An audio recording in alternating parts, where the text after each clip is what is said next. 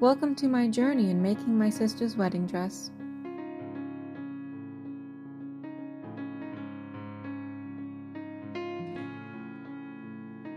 After she found an inspiration dress, I started my design for a mermaid silhouette, long train, and a lace-up backing. Fair warning, I had never made a corset, strapless dress, or something with a mermaid silhouette.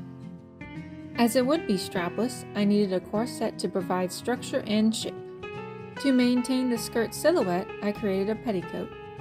These two undergarments would also become the base measurements for the dress. Drafting a suitable pattern for the bodice area was quite challenging. The original design was princess seams, however, the bust just would not sit right. After many attempts, I finally had to settle on a blend using an empire waist design. Although there would be more seams, the better fit was worth it. To test out patterns, I used this garden yard fabric, and thus began even more attempts to find working curves.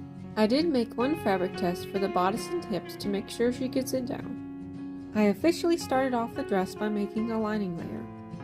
This layer doesn't encompass the train and is mainly to cover the petticoat. To make sure the hip area has stretch to it, I had to cut the dress pieces on the bodice. To also make sure that the bodice area doesn't stretch, I cut fusible interfacing. I tapered the ends so the transition would blend together. For cutting the bust pieces, I just ironed the interfacing as the pattern. Because I only had 2 yards of lining fabric, I had to split it at the knee for it all to fit. I started off by sewing the bust together, using a French seam for all the lining. I was originally going to French seam the entire dress, not just the lining, but decided against that as it would be too bulky.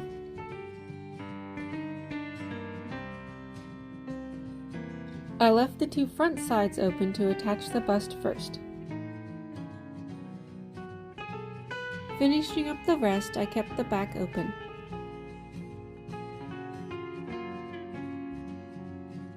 To add more support, I sewed a narrow horsehair braid all along the bodice seams, with a little extra in the back. For the dress pieces, I cut out a layer of cotton, still staying on the bias. The front pieces were essentially the same as the lining.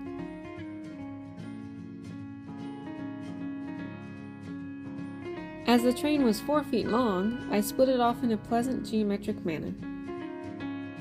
The bust pieces and bodice sections were also interfaced. I then used the cotton pieces as the pattern to cut out the satin layer. Again, I started off sewing the bust with a satin layer first and then one of organza.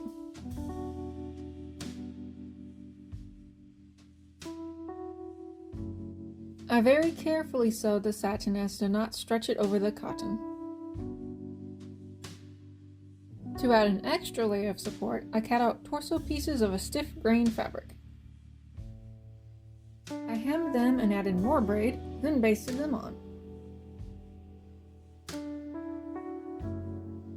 The middle train piece was so wide I needed to sew the cotton fabric in half. I did end up having to trim the pieces down on the sides, but oh well.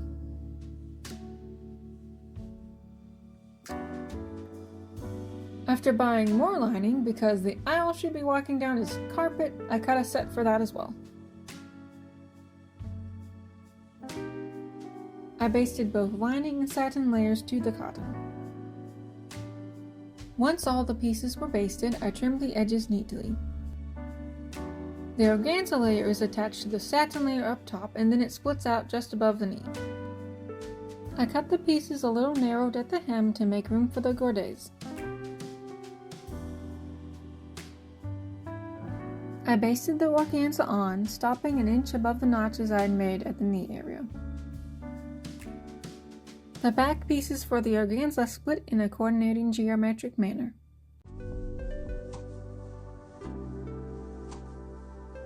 I began sewing the dress pieces together, starting with the front.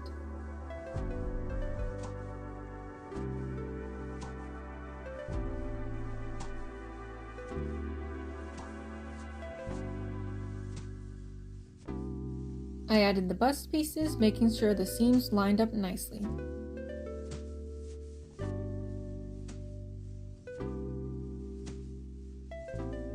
After putting the back pieces together, I continued sewing at 1 inch below the notches. This way there is room to insert the organza gordes.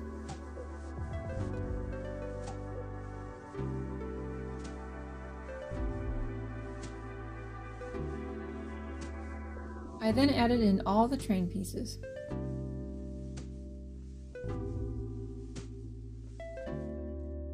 For the gordes, I really just guesstimated the cuts and how wide to make them. I basically just made a lot of calculated triangle shapes.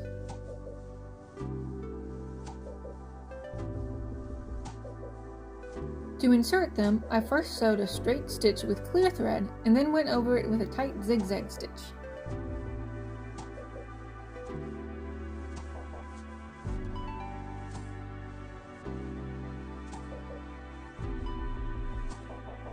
I cut up right to the edge of the zigzag, and that was that.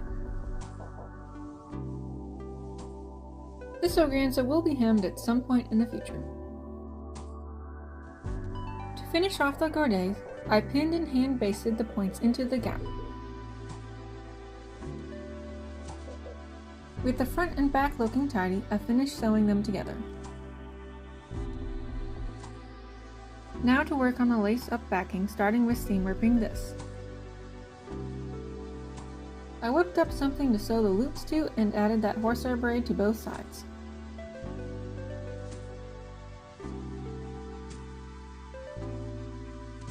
With that being functional, more braid was stuck on the dress back. I made my own bodice panel with the cotton, satin, and organza process.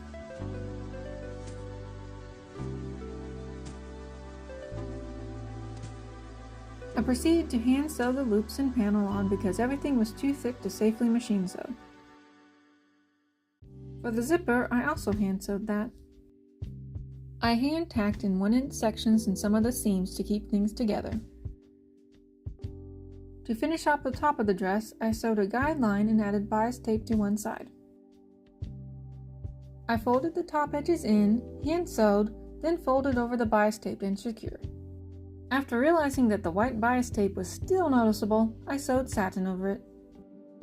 The dress is now finally operational and looks very much like a wedding dress. At this point, we are less than 2 weeks away from the wedding. The vision had lace appliques sewn all over the front and back, sprinkling out. Here are the 4 styles of lace I primarily used. I mapped out where I wanted the arrangement and went to work hand sewing. This was slow work and I was only able to cover the bodice and a bit of the skirt. In the end, it worked out as the lace would have weighed down the organza too much. For the train hem, I marked out from points and basted along following the pins. This process took about 10 hours, but will make sewing the rolled hem much easier. I added a second line with a higher tension and trimmed. I folded and secured the hem, following those lines. This perfect satin train was worth it. At this point, I have just days to finish this, but thankfully I was on paid vacation for the week of. My solution to the organza hem was to set the machine right on the floor, straight stitch and brush with freight check and trim. To create an under bustle, I attached 2 buttons on either train flare and made these straps sewn at the knee. In honor of our late grandmother, I sewed in this piece of fabric hidden in the dress so she could be with her on that special day. I finally tacked down the organza hem to stay put and added whatever snaps I needed to complete the dress.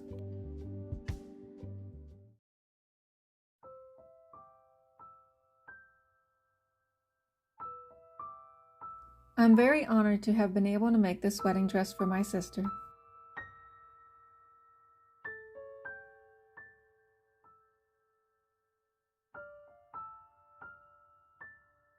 Thank you for joining me on this journey.